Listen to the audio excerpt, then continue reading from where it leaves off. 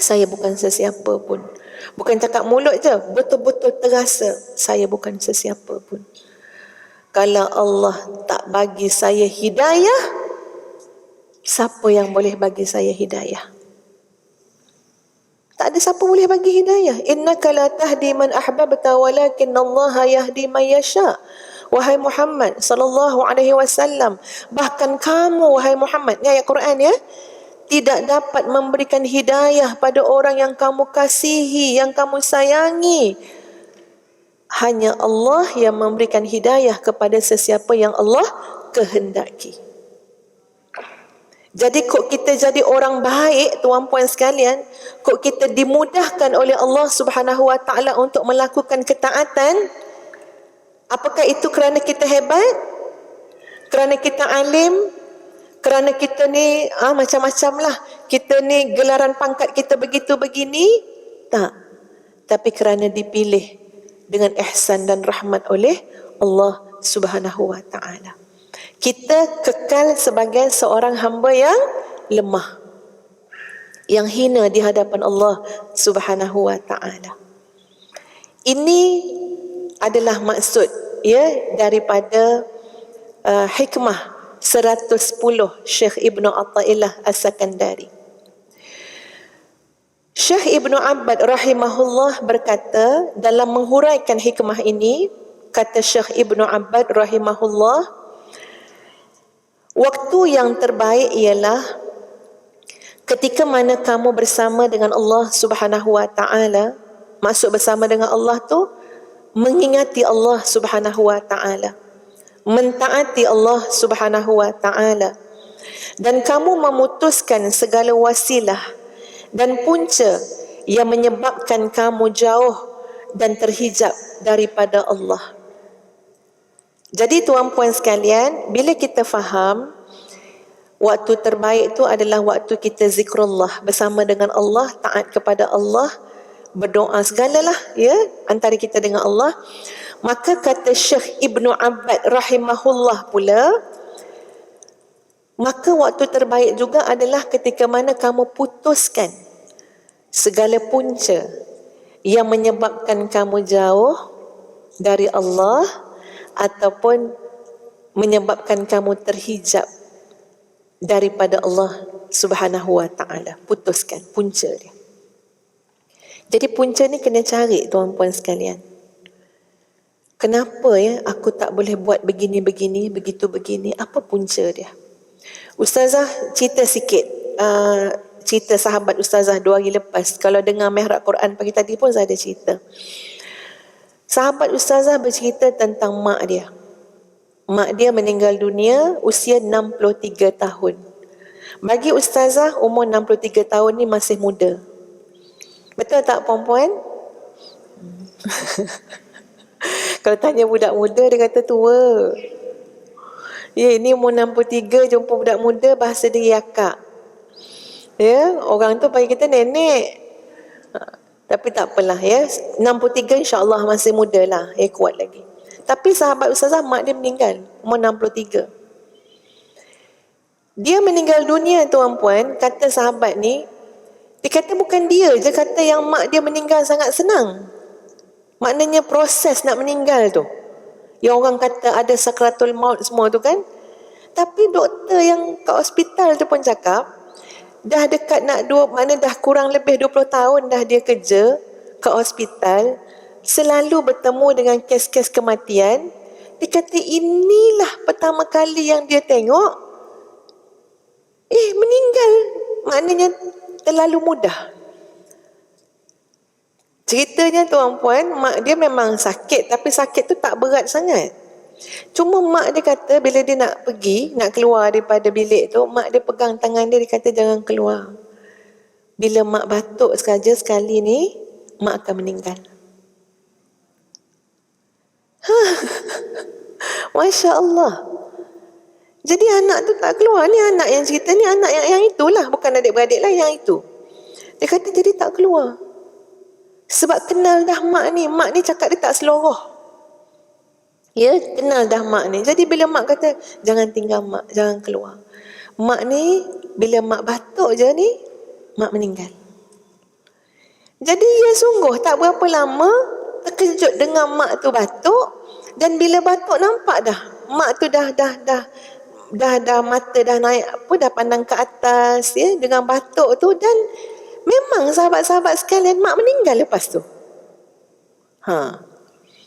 Dan dia dalam fatrah sebulan, dalam fatrah maknanya dalam tempoh duration sebulan berbalik daripada umrah. Memang masa perjalanan ke umrah pun kata anak tu, mak tu dah membayangkan dah tak lama dah mak ni. Jadi orang keliling ni bertanya, ya macam biasalah semua orang kan tanya kan, apa dia buat masa dia hidup, apa dia buat masa dia hidup. Jadi ustazah yang mendengar cerita sahabat ni tuan-puan, ambil berat benda yang sahabat dah cakap tu, sebab dia kata dia mengaku dengan orang yang bertanya, saya sebagai anak tak berani nak jawab sebab saya tak duduk sentiasa dengan mak sebab dah ada family lain, dah kahwin. Jadi tanyalah dengan abah. Jadi lalu diceritakan ni wanita ni macam mana sifat dia tuan-puan sekalian. Baik, dalam bab Al-Quran dia khatam 4 kali sebulan. Maknanya seminggu sekali lah. Itu kalau seminggu sekali sefir dia sehari 5 juzuk tuan-puan, ataupun 4 juzuk. Itu memang diistiqamahkan. Mak sangat banyak baca Quran. Satu. Itu pun tuan-puan, cuba kita fikir, apa yang menghalang aku daripada buat macam tu? Kan tadi kan kata Syekh Ibnu Abbad, fikirlah, cari punca, kenapa kamu terhalang daripada mengingati Allah sebanyak-banyak yang orang lain boleh? Kenapa kamu terhalang daripada mentaati Allah seperti mana orang lain boleh buat? Cari apa punca dia. Jadi kita bentangkan cerita orang lain ni tuan-puan, supaya kita tahu, kita boleh banding. Banding apa? Di mana kita nak banding dengan makcik ni? Ni bukan cerita banding dengan sahabiah ya, dengan para sahabat, para tabi'in. Makcik sezaman dengan kita. Mana? Kenapa kita tak boleh baca Quran sebanyak itu? Apa punca dia? Bermakna tuan-puan sekalian, ini Ustaz suruh berfikirlah, sebabnya ini adalah apa yang disebut oleh Syekh Ibnu Abbad rahimahullah. Satu, dalam bab baca Quran. Kedua, seorang wanita yang sangat qanaah dan ingat kepada hari akhirat. Sampaikan anak tu kata, kalau mak datang rumah saya memang kena tahan lah. Sebab mak akan tunjuk semua benda dalam rumah tu, mak kata ni semua kena hisap. Pinggan mangkuk, mak kata kamu tak pakai pinggan mangkuk ni, semua nak Allah hisap. Naik pula tangga, jumpa pula almari baju, ini semua pakaian-pakaian kamu ni kena hisap. Ya, boleh faham lah tu kan. Mak resah melihat setiap kali saya menambah koleksi-koleksi dalam hidup saya, mak kata semua ini akan dihisap. Dan saya, dia kata, anak ni kata, saya selalu bagi mak saya ni, yalah bila saya nak beli lain, saya bagilah mak. Saya bagi. Tapi saya heran, bila mak meninggal dunia, saya buka almari mak cuma ada 7 helai baju saja. Mak sudah uruskan hartanya sebelum mati. 7 pasang tu bermakna mungkin nak gelek Isnin sampai Ahad.